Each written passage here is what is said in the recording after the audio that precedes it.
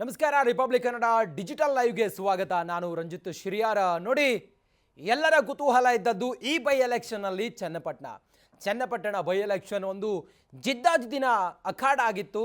ಮತದಾನ ಈಗ ಮುಗಿದಾಗಿದೆ. ಚನ್ನಪಟ್ಟಣದಲ್ಲಿ ಯಾರು ಗೆಲ್ತಾರೆ ಅನ್ನೋದೇ ಈಗಿರುವಂಥ ಕುತೂಹಲ, ಒಂದು ಕ್ಯೂರಿಯಾಸಿಟಿ. ಚನ್ನಪಟ್ಟಣ ಅಂತೂ ಒಂದು ರಿಯಲ್ ಕುರುಕ್ಷೇತ್ರ ಅನ್ನೋ ರೀತಿಯಲ್ಲಿ ಈ ಬಾರಿ ಪ್ರಚಾರದ ಸಮಯದಲ್ಲಿ ಅಖಾಡ ಇತ್ತು. ಯಾರು ಗೆಲ್ತಾರೆ, ಚನ್ನಪಟ್ಟಣದ ಬೊಂಬೆ ನಾಡಿನ ನಾಯಕ ಯಾರು ಅನ್ನೋದೇ ಈಗಿರುವಂಥ ಕುತೂಹಲ. ಚನ್ನಪಟ್ಟಣದಲ್ಲಿ ಇಬ್ಬರ ಪ್ರಚಾರ ಮಾಡಿದ್ರು. ಮುಖ್ಯಮಂತ್ರಿಗಳು 2 ಸಲ ಬಂದು ಪ್ರಚಾರ ಮಾಡಿದ್ರು. DCM DK ಶಿವಕುಮಾರ್ 2 ಸಲ ಬಂದು ಪ್ರಚಾರ ಮಾಡಿದ್ರು. ಯಡಿಯೂರಪ್ಪನವ್ರು ಪ್ರಚಾರ ಮಾಡಿದ್ರು.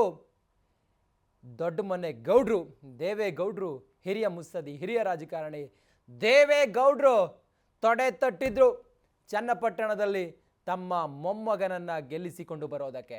ಅಖಾಡದಲ್ಲಿದ್ದದ್ದು ಒನ್ ಆ್ಯಂಡ್ ಓನ್ಲಿ ಕಾಂಗ್ರೆಸ್ನಿಂದ CP ಯೋಗೇಶ್ವರ್. BJPಯಿಂದ ಟಿಕೆಟ್ ಸಿಗೋದಿಲ್ಲ ಅಂಥೇಳಿ ಕಾಂಗ್ರೆಸ್ಗೆ ಧುಮುಕಿ ಕಾಂಗ್ರೆಸ್ನಲ್ಲಿ ಚನ್ನಪಟ್ಟಣ ಬೈ ಎಲೆಕ್ಷನ್ನ ಟಿಕೆಟನ್ನು ಪಡ್ಕೊಂಡು ಚನ್ನಪಟ್ಟಣ ಬೈ ಎಲೆಕ್ಷನಲ್ಲಿ ಕಾಂಗ್ರೆಸ್ ಅಭ್ಯರ್ಥಿಯಾಗಿದ್ದ CP ಯೋಗೇಶ್ವರ್ ಒಂದು ಕಡೆಯಲ್ಲಾದರೆ ಈತ ಮೈತ್ರಿ ಅಭ್ಯರ್ಥಿಯಾಗಿ ನಿಖಿಲ್ ಕುಮಾರಸ್ವಾಮಿ ಕಣದಲ್ಲಿದ್ದಾರೆ.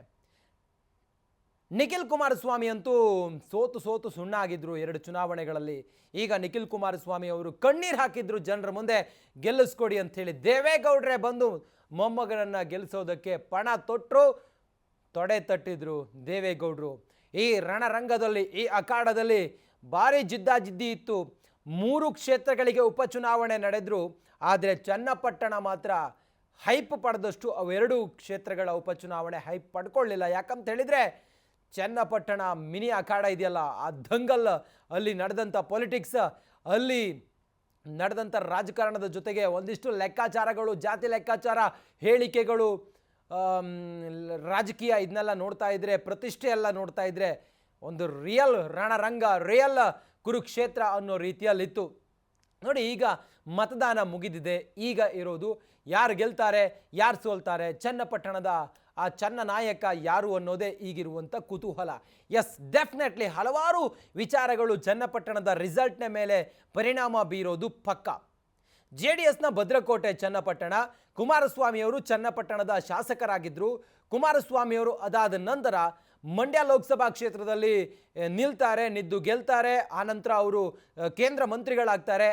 ಅವರಿಂದ ತೆರವಾಗಿರುವಂಥ ಚನ್ನಪಟ್ಟಣ ಕ್ಷೇತ್ರಕ್ಕೆ ನಡೆದಂಥ ಉಪಚುನಾವಣೆಯಲ್ಲಿ ತಮ್ಮ ಮಗ ನಿಖಿಲ್ ಕುಮಾರಸ್ವಾಮಿಯವರು ಕಣದಲ್ಲಿದ್ದರು. CP ಯೋಗೇಶ್ವರ್ ಅವರು ಅವರ ಎದುರಾಳಿಯಾಗಿ ಕಾಂಗ್ರೆಸ್ನಲ್ಲಿದ್ದರು.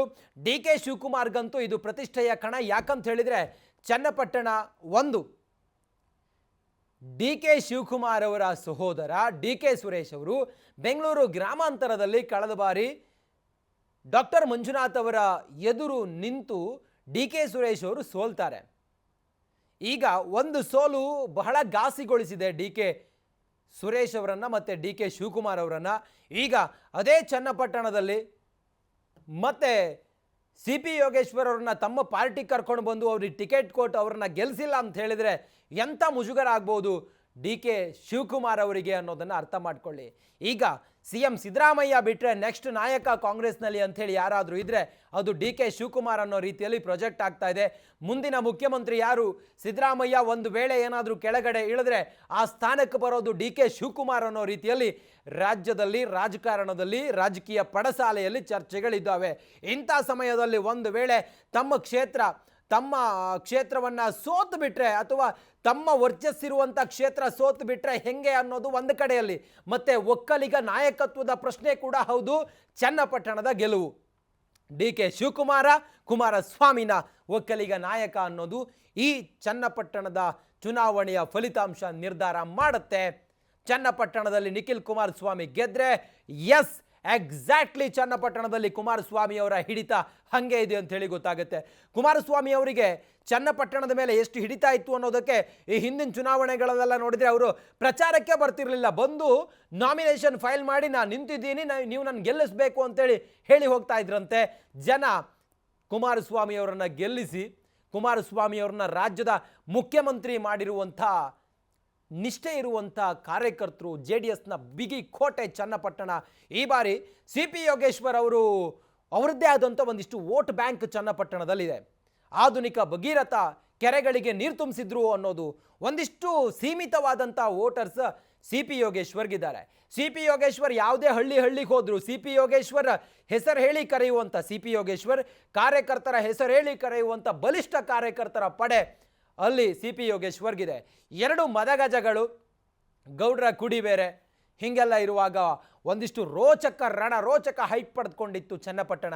ಆದರೆ ಚನ್ನಪಟ್ಟಣದಲ್ಲಿ ಜಮೀರ್ ಅಹಮದ್ ಖಾನ್ ಅವರು ಪ್ರಚಾರಕ್ಕೆ ಬರೋದಿಲ್ಲ ಅಂತ ಹೇಳಿದರು. ಆದರೆ ಕೊನೆ ಹಂತದಲ್ಲಿ ಪ್ರಚಾರಕ್ಕೆ ಬಂದ ಜಮೀರ್ ಅಹಮದ್ ಖಾನ್ ಅವರು ಕೊಟ್ಟಂತ ಒಂದೇ ಒಂದು ಹೇಳಿಕೆ, ಚನ್ನಪಟ್ಟಣದಲ್ಲಿ ಒಕ್ಕಲಿಗರು ನಿರ್ಣಯಿಸುವಂತ ಆ ಚುನಾವಣೆಯಲ್ಲಿ ಒಂದಿಷ್ಟು ಡ್ಯಾಮೇಜ್ ಕಾಂಗ್ರೆಸ್ಗಂತೂ ಮಾಡಿರೋದು ಪಕ್ಕ. ಏನು ಹೇಳಿಕೆ ಅದು? ಕುಮಾರಸ್ವಾಮಿ ಅವರನ್ನ ಕರಿಯಣ್ಣ ಅಂತ ಹೇಳಿದ್ದು ಕುಮಾರಸ್ವಾಮಿ ಅವರನ್ನ. ನೋಡಿ, ಕುಮಾರಸ್ವಾಮಿ ಅವರಿಗೂ ಮತ್ತು ಚನ್ನಪಟ್ಟಣಕ್ಕೂ ಒಂದು ಭಾವನಾತ್ಮಕ ಸಂಬಂಧ ಇದೆ. ಚನ್ನಪಟ್ಟಣ JDSನ ಬಿಗಿಕೋಟೆ, ಒಕ್ಕಲಿಗರೇ ನಿರ್ಧರಿಸುವಂಥ ಚುನಾವಣೆ, ಅತಿ ಹೆಚ್ಚು ಮತದಾರರು ಒಕ್ಕಲಿಗರು, ಅವರೇ ನಿರ್ಣಾಯಕ ಅಲ್ಲಿ.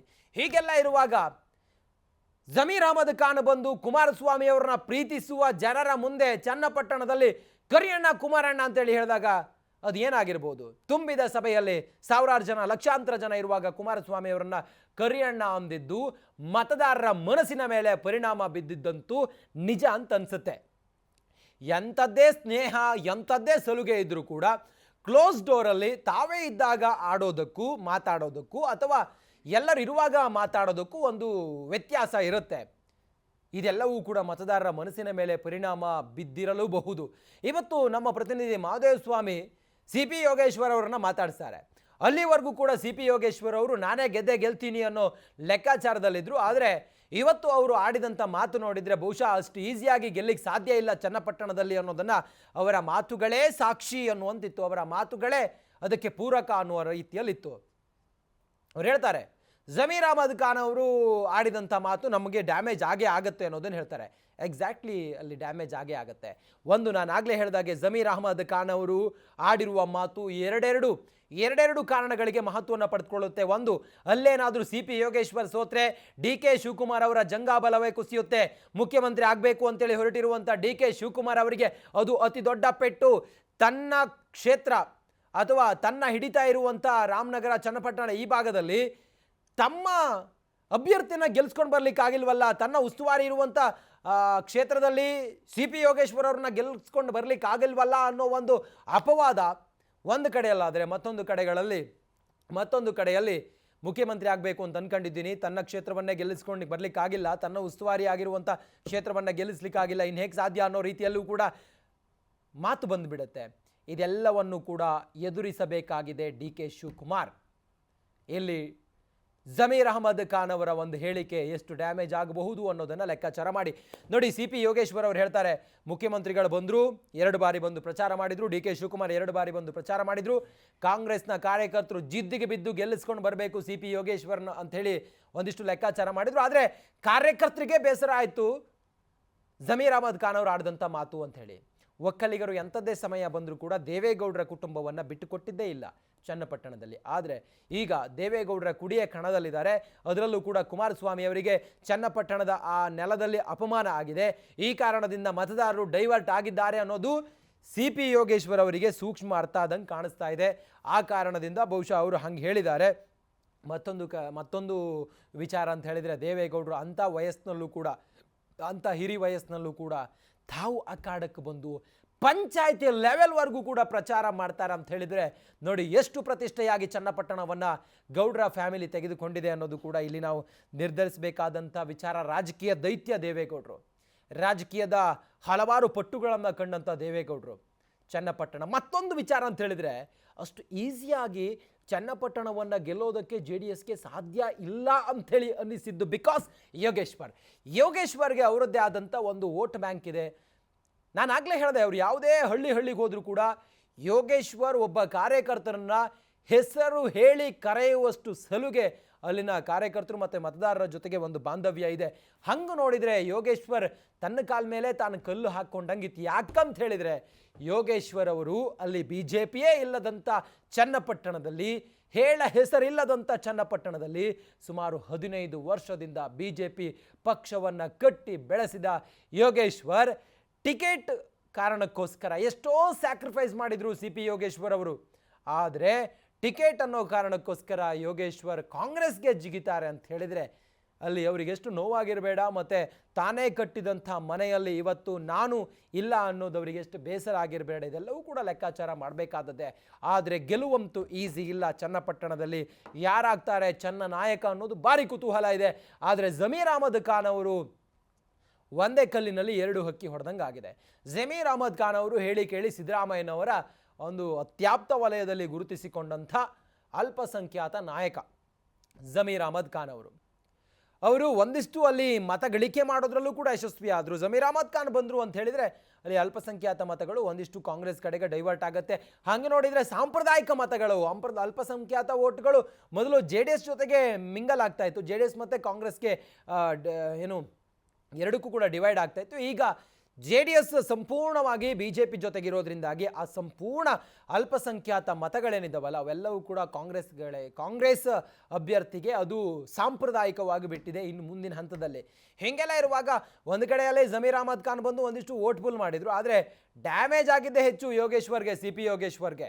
ನೋಡಿ, ಇದು ಈಗ ಚುನಾವಣಾ ರಣತಂತ್ರದಲ್ಲಿ ಅಥವಾ ಚುನಾವಣಾ ಲೆಕ್ಕಾಚಾರದಲ್ಲಿ, ಗೆಲುವಿನ ಲೆಕ್ಕಾಚಾರದಲ್ಲಿ ಜಮೀರ್ ಅಹಮದ್ ಖಾನ್ ಅವರ ಮಾತು ಈಗ ಒಂದಿಷ್ಟು ಚರ್ಚೆಗೆ ಕಾರಣ ಆಗಿದೆ. ಅದರಲ್ಲೂ ಕೂಡ ಒಂದಿಷ್ಟು ಡಿಸೈಡಿಂಗ್ ಆಗೋದ್ರಲ್ಲೂ ಕೂಡ, ಗೆಲುವನ್ನು ಡಿಸೈಡ್ ಮಾಡೋದ್ರಲ್ಲೂ ಕೂಡ ಇದು ಲೆಕ್ಕಾಚಾರವನ್ನು ಅನಿಸುತ್ತು ಅಂತ ಅನಿಸುತ್ತೆ. ಮತ್ತು ಒಂದು ಹಂತಕ್ಕೆ CP ಯೋಗೇಶ್ವರ್ ಆರಂಭದಲ್ಲಿ ಜಮೀರ್ ಅಹಮದ್ ಖಾನ್ ಅವರು ಬರೋದಕ್ಕಿಂತ ಮುಂಚೆ ಒನ್ ಸೈಡ್ ಆಗೋಗುತ್ತೆ ಚುನಾವಣೆ ಅಂತೇಳಿ ನಾವು ಅಂದ್ಕೊಂಡಿದ್ವಿ. ಆದರೆ ಲೆಕ್ಕಾಚಾರ ಈಗ ಉಲ್ಟಾ ಆಗಿದೆ. ಅಲ್ಲಿ ಬದಲಾದಂಥ ಒಂದಿಷ್ಟು ಲೆಕ್ಕಾಚಾರದಲ್ಲಿ ಜಿದ್ದು ಇದೆ, ಟಗ್ ಆಫರ್ ಇದೆ. ಯಾರೇ ಗೆದ್ದರೂ ಕೂಡ ಕೆಲವು ಅಂತರದಲ್ಲಿ ಮಾತ್ರ ವಿಜಯಮಾಲೆ CP ಯೋಗೇಶ್ವರ್ಗ ಅಥವಾ ಮೊದಲ ಗೆಲುವು ನಿಖಿಲ್ ಕುಮಾರಸ್ವಾಮಿಗ ಅನ್ನೋದು ಕುತೂಹಲ. ಇದು ಒಕ್ಕಲಿಗ ನಾಯಕನನ್ನು ನಿರ್ಧಾರ ಮಾಡುವಂಥ ಚುನಾವಣೆ ಅಥವಾ ಫಲಿತಾಂಶ. ಇದು DK ಶಿವಕುಮಾರ್ ಅವರ ಹಣೆ ಬರಹವನ್ನು ನಿರ್ಧಾರ ಮಾಡುವಂಥ ಫಲಿತಾಂಶ. ಇದು ರಾಜ್ಯದಲ್ಲಿ ಕಾಂಗ್ರೆಸ್ನ ಸಿದ್ದರಾಮಯ್ಯ ಅವರ ಉತ್ತರಾಧಿಕಾರಿ ಯಾರು ಅನ್ನೋದನ್ನು ನಿರ್ಧಾರ ಮಾಡುವಂಥ ಫಲಿತಾಂಶ. ಇದು CP ಯೋಗೇಶ್ವರ್ ಅವರ ಭವಿಷ್ಯವನ್ನು ನಿರ್ಧಾರ ಮಾಡುವಂಥ ಫಲಿತಾಂಶ. ಇದು ದೇವೇಗೌಡರ ಒಂದು ವರ್ಚಸ್ಸು ಇನ್ನೂ ಕೂಡ ಹಾಗೆ ಇದೆ ಅನ್ನೋದನ್ನು, ರಾಜಕೀಯ ದೈತ್ಯ ಅನ್ನೋದನ್ನು ಮತ್ತೊಮ್ಮೆ ನಿರೂಪಿಸುವಂಥ ಫಲಿತಾಂಶ ಚನ್ನಪಟ್ಟಣದಲ್ಲಿ. ಇದು ಈ ಹೊತ್ತಿನ ವಿಶೇಷ ಡಿಜಿಟಲ್ ಲೈವ್. ಸಬ್ಸ್ಕ್ರೈಬ್ ಮಾಡಿ, ಬೆಲ್ ಬಟನನ್ನು ಹೊಡಿರಿ. ಆ ಮೂಲಕ ನಮ್ಮೆಲ್ಲ ನೋಟಿಫಿಕೇಶನ್ಗಳನ್ನು ಫಾಲೋ ಮಾಡಿ. ನಮಸ್ಕಾರ.